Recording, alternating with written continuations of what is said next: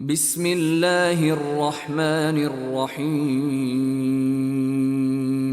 ولم أدر ما حسابيه يا ليتها كانت القاضية ما أغنى عني ماليه هلك عني سلطانيه خذوه فغلوه ثم الجحيم صلوه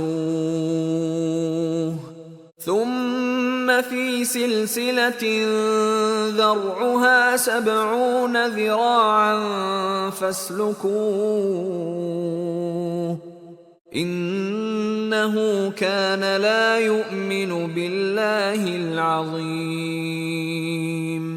ولا يحض على طعام المسكين فليس له اليوم هاهنا حميم